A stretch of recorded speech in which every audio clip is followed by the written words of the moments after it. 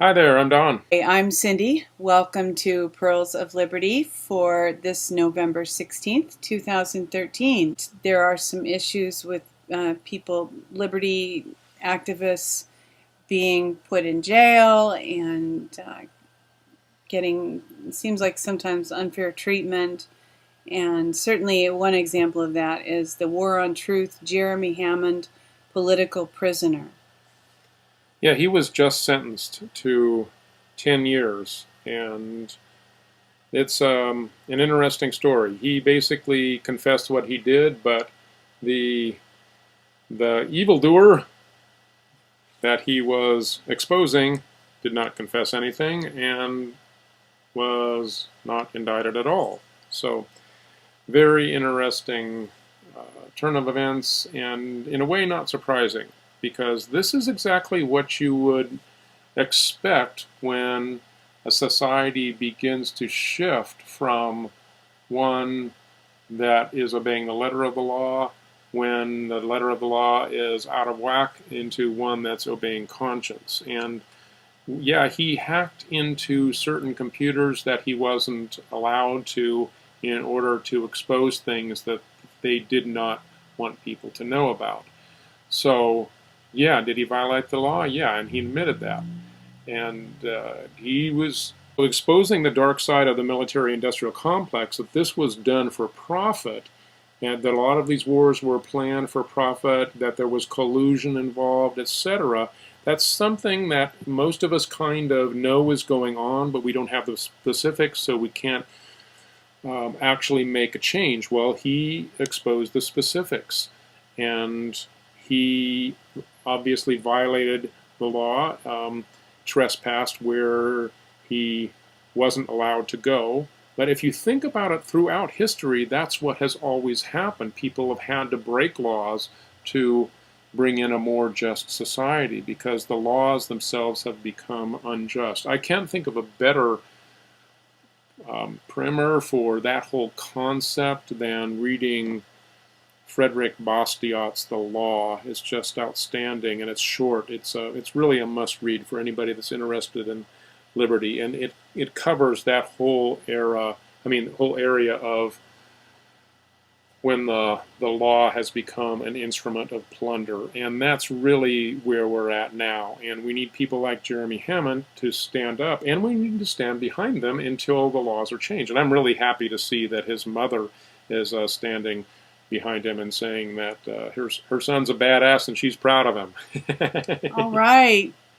Well, it does seem as if this either kind of stated or implied that he had been framed because somebody had kind of set him up with an FBI computer, if I read that correctly. Yeah, no, he, of course, he didn't know the details of who was watching, but yeah, a trap was set for him. He got real information. It wasn't fake information, but they knew he was coming. It's like um, if you are after some records of some, well, let's just say it's physical files about some war profiteering in some government building, and you sneak in after hours and you're not allowed there, and you make copies of them and then head out, and you didn't know that that somebody was there with their infrared cameras taking pictures of you. That's more or less what happened to him. Well, it's actually even a little bit like, to simplify it even further, it's what has happened to him is, technically there's a law against looking in people's windows. It's kind of as if, you were looking in somebody's window and you saw the person inside kill somebody, and you reported the murder, and they put you in jail as a peeping Tom. Rear Window, Well, huh? Although that's not he got exactly away the with plot, it. but No, yeah. I mean, nobody went after the guy who saw the crime in Right. that case. Yeah, in that case they got away with it. In But this yeah. case, we're seeing the people who saw the crime prosecuted as opposed to the person who committed the crime. So it's kind of wild. And Well, also, yeah, it depends on what you really consider to be the crime. If you're just into legalese and you think the crime is breaking and entering, then yeah, your mind is on the level of the nitpicking and not seeing the bigger picture. another further insult here is the judge presiding over Jeremy's Yeah. case is Loretta Preska, Chief Judge of the U.S. District Court of the Southern District of New York, and her husband is a victim of Jeremy Stratford's hack. So, and I use the term victim very, very loosely. So she actually has a conflict of interest and should have recused herself from this case. So they're hoping that Jeremy can get a mistrial, and this verdict will be overturned possibly. That sure makes sense to me. Another freedom fighter who has had a brush with being put in jail is Adam Kokesh. And this article questions, did Adam Kokesh sell out by taking a plea? If you haven't heard, Adam Kokesh was released from custody in Washington, D.C. yesterday after pleading guilty to drug and weapons charges. Like others, I'm very happy to have Adam out of a cage and back in the company of people who love him. His troubles are far from over. He will need our continued support, and he will have mine. Still, there has been a bit of a buzz going on that Adams sold out by taking the plea. I'm not entirely surprised that this is being said. After all, his rhetoric leading up to all this implied he would fight in the courts and take it all the way to the SCOTUS, emerging victorious against the D.C. gun laws and restoring the public once and for all. Yeah, I'm actually disappointed because Adam's a fiery personality and passionate, and is somebody that you would hope that would stick to their guns, but literally in this case, but unfortunately he didn't, and it's also possible that he got some bad counsel and bought into it just because the prison circumstances were very hard to deal with, and he didn't think that he could make it for the long haul, although he's a veteran of Fallujah and obviously combat trained and the whole 9 yards. I'm not so sure what it was that made him shift, but we can hope for the results in the long run. I'm hoping for Adam to get better educated on legal process and recognizing that really and I'm sure he knows this at some level, it's his straw man that is being indicted and not the living flesh human being, and somehow he needs to educate the court and the American public about that legal fiction that he's being forced to stand in for. Sadly, however, it looks to me as if Adam's living flesh got beat up a little, worked over a little while he was in jail.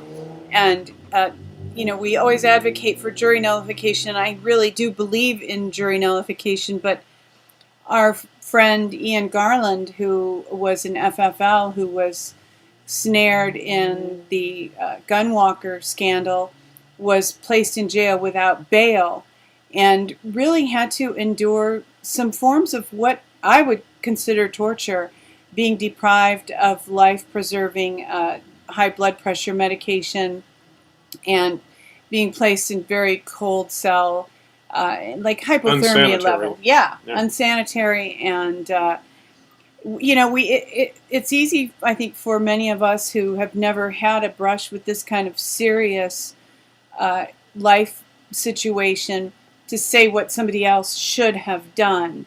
But if we find ourselves actually in this place with the very real possibility that we might die in jail, with maybe not even being allowed to post bail, as Ian Garland was not allowed to post bail, it's difficult, I think, to hold out. I mean, how do you hold out long enough to see this thing through? Yeah, they know how to break your will, so really the resolve that you have to have has to go beyond your own will. It has to be the power of God, and you have to go into the very deepest part of you that's connected with the Creator, and that you only really find out when it happens. So yeah, it's. I mean, I have nothing but admiration for Adam, and I hope for the best in this circumstance. And 2020 hindsight can say what it could have been, but we don't know that now. Ultimately, if you die in jail waiting for your trial, you haven't achieved jury nullification. I mean, something in order for justice to be served, the change is. I think jury nullification is great, and if you want to learn more about it, here's Ben Swan's "Just Us" is about justice.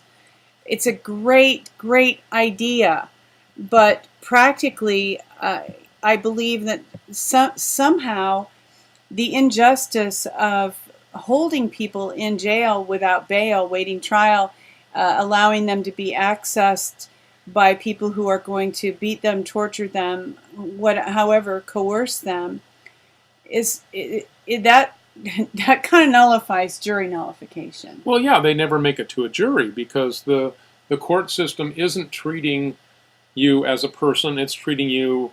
It's warehousing the legal fiction, which happens to be flesh and blood, but they don't really like to deal with the flesh and blood. They're just dealing with this paper legal fiction. So it creates all kinds of inhumane circumstances, and that's before it ever gets to the jury. So one can only hope that the outrage becomes sufficient to begin to have Americans cry out to say, we have a right to trial by jury. And when it gets to that point, then justice will begin to be served. Ian Garland, if memory serves, he was told that if he wanted a jury trial, he would have to wait for 2 years. And which is outrageous because they do that on purpose. It's not like there's a shortage of people in which to have a jury. It's like the system is purposely bogged down. If people don't know what Clower-Piven is, just research that. It's the whole idea of burdening the system to the breaking point on purpose so that things don't work. And the people that are in the system gumming up the works are the problem. It's a time for Americans to take back our government because it really does belong to us. And as long as we have 4 walls and 12 people, we can bring about justice. And it's not that hard once we get the Vogons out of the equation. Well, hopefully we can do that. And at least with the case of the sheriff in Florida that was trying to uphold the Second Amendment, I think he was jailed, but I think it was only for 10 days, probably because, kind of related to something that you mentioned, he knew his rights, and he knew that they had no legal means or reason to hold him.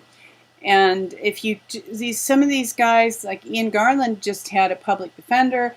The public defender is not going to encourage you, most likely, to stand up and demand your rights. Yeah, now in hindsight, Adam could have had a legal strategy more completely lined up and backed up and, anticipating what might happen. And I think he just, in military fashion, just decided he was going to gut it out, and that didn't prove sufficient.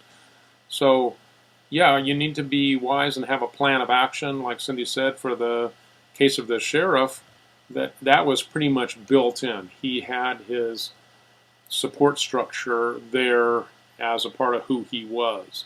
Well, one might think that Adam would have had a support structure just in the people that he's connected to being for liberty, but that's not connected with the legal system. So that is work that needs to be done. Actually, for all of us that want to bring about change, we have to have some way to deal with it, some kind of a strategy. We all tend to kind of disdain lawyers because they're mean and they get what they want. But I think that many of us, if not all of us, can take a lesson from them in insisting that we be respected, that we be honored, and that we don't, to quote Tom Petty, won't back down. Yeah, well, I don't know. I think that's pretty much what Adam's strategy was, and I think that pretty much proved to be insufficient. I think that really, if, like I said, more awareness of how the system uses the straw man, how not to be the straw man, how to present your birth certificate as, Your Honor, I here have the person you're looking for, and it's this piece of paper. That kind of thing. Yeah. Can't be done really at that level, but to have done enough research to be able to take that kind of a stand. So this is a journey that we're on, and it's not going to... I mean, we may very well have some dramatic shifts, but overall, this is a big ship that's going to take a while to turn the corner. We do thank you for joining with us for today's thoughts on jury nullification and liberty activists being persecuted. And we hope that you're having a good weekend. As always, we remind you to see the world the way that it really is. See yourself in it. Walk your walk. You are the one you've been waiting for.